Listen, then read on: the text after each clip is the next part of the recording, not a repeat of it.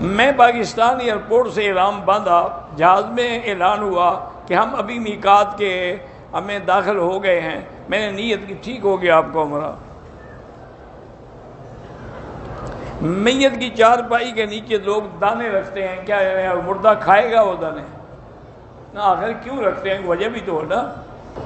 ہم بحرین سے آئے ہیں، ہوٹل سے احرام باندھ کے 2 نفل پڑھنے کے لیے، کیا نہیں مسجد عائشہ جائیں یا جیرانہ جائیں؟ یہاں ہوٹل سے عمرے نہیں ہوتے۔ بہرحال آپ اپنی والدہ کو بلا رہے ہیں، محرم ہو تو اچھی بات ہے، ورنہ 4-5 عورتوں کا گروپ ہو تو آ سکتی ہیں۔ ہر طواف کے بعد 2 رکعت ضروری ہے، نفل ہو یا عمرہ ہو، کوئی بھی ہو۔ میں مکے میں رہتا، طائف میں رہتا ہوں، جدہ میں نے حج کے بعد طواف وداع نہیں کیا تھا، دم پڑ گئی۔ میں صفا سے مروہ گیا، مروہ پہ 2 رکعت نماز نفل ادا کرنی چاہیے، بالکل نہیں کرنی چاہیے۔ حیض والی عورت حرم میں داخل نہیں ہو سکتی، باہر صحن میں بیٹھ سکتی ہے۔ لاہور سے عمرے کی نیت کی، تلبیہ پڑھا، اب اس کا مکے کا قیام 6 دن پورا ہو گیا، بہرحال جب تک پاک نہ ہو عمرہ نہ کرے، نہ جائے۔ میں نے 2 عمرے کی، ایک اپنے والد کا، الحمدللہ دونوں میں سعی کرنے کے لیے نواں استلام بھول گیا، کوئی حرج نہیں۔ میں اور میری والدہ پرسوں رات پہلی دفعہ عمرے کے لیے آئے ہیں۔ راستے میں سفر کے دوران میری اور والدہ کی طبیعت کی وجہ سے ہم آتے ہی عمرہ نہ کر سکے۔ جن کپڑوں میں راستے میں نیت کی تھی آ کر اتار دیے، ہمیں علم نہیں تھا۔ ایسا کرنے سے آپ کو عمرہ بھی کرنا ہوگا، دم بھی دینا ہوگا، آپ نے تو احرام ہی کھول دیا، کپڑے پہن لیے۔ سڑک کے کنارے کی بات نہیں، بات یہ ہے کہ اگر صفیں ملی ہوئی ہیں یا صفیں نظر آتی ہیں تو نماز ہو جاتی ہے۔ نماز جنازہ میں یہاں آخری دعا بہت لمبی ہوتی ہے، تو تم اگر تنگ آ گئے ہو تو نہ پڑھا کرو۔ تمہیں جو دعائیں نہ آئیں تو یہاں کے اماموں کا بھی وہ تو پوری دعائیں پڑھتے ہیں۔ میں نے منت مانی تھی کہ عمرہ سے پہلے 3 روزے رکھوں گی، وہ منت پوری کریں، ابھی نہیں کر سکی، جب اللہ توفیق دے کریں۔ مسافروں کے لیے باہر جو سبیل اور چائے اگر غریب ہیں تو لے کے کھا لیا کریں، امیر ہوں تو نہ کھایا کریں۔ مجھے 4 رکعت والی نماز میں بھی خیالات آتے، کوئی بات نہیں، آنے دیں خیالات، اس سے نماز نہیں خراب ہوتی۔ احناف کا فتویٰ یہی ہے کہ عصر کی نماز اگر آپ حرم میں ہیں تو امام حرم کے پیچھے پڑھیں، حنبلی مسلک کے مطابق۔ عمرے کے لیے آئے، بہن کی طبیعت خراب ہو گئی، آ کے سو گئے، ان کے کپڑے بدلے، بعد میں پتہ چلا کہ نہیں، کپڑے بدلنے سے تو دم نہیں پڑتی، لیکن عمرہ کیا کہ نہیں کیا۔ میرے استاد مس ریلوے کالونی پاکستان سے آپ کے لیے دعا کرتے ہیں، میں بھی ان کے لیے دعا کروں گا، اللہ ان کے تمام مسائل حل فرمائیں۔ آپ نے کہا تھا کہ بیال، پتہ نہیں بیال کیا ہوتا ہے، مجھے نہیں پتا، میری بچیاں بیمار ہیں، اللہ شفا عطا فرمائے۔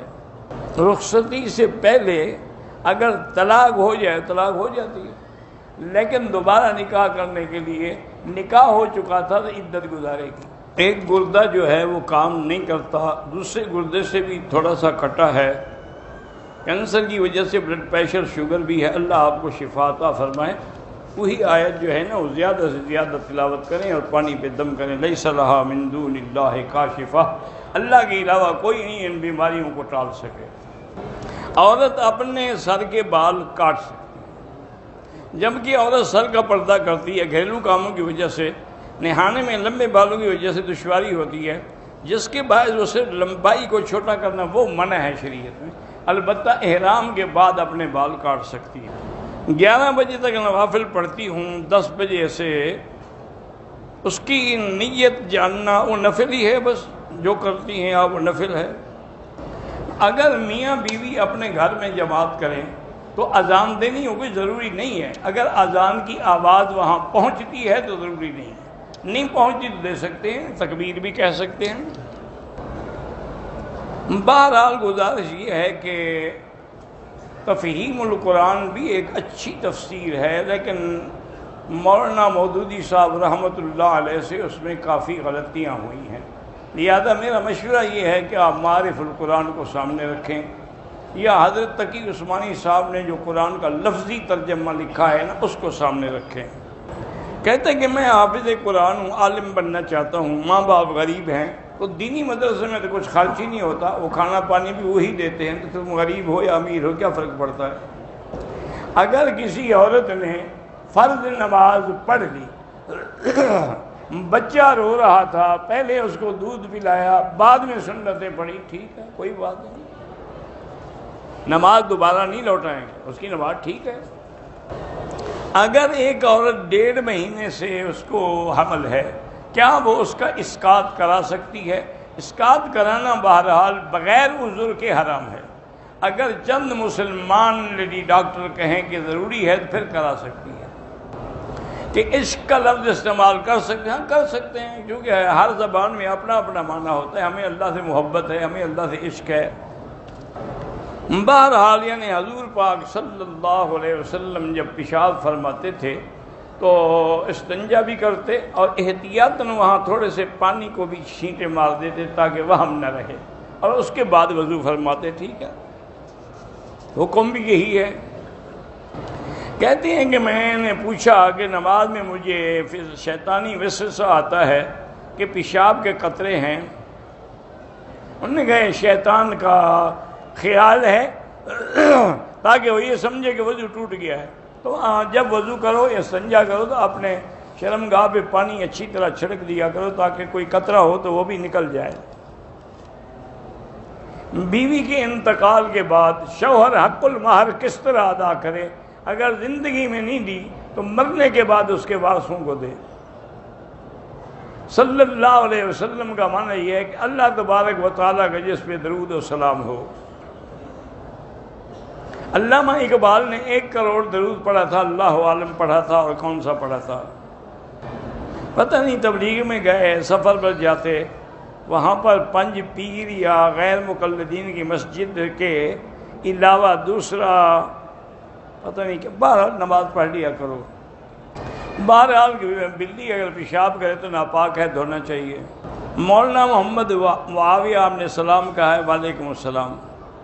پتہ نہیں کیا لکھتے ہیں، میں صاف لکھا کرو نا کہ بریلوی سے جب پوچھا گیا کہ قبر پر اذان دینا کہاں سے ثابت ہے، وہ کہنے لگا جو ہر پانے کھاتے ہیں وہ کہاں سے ثابت، پتہ نہیں کیا کھاتے ہیں، مجھے نہیں پتہ۔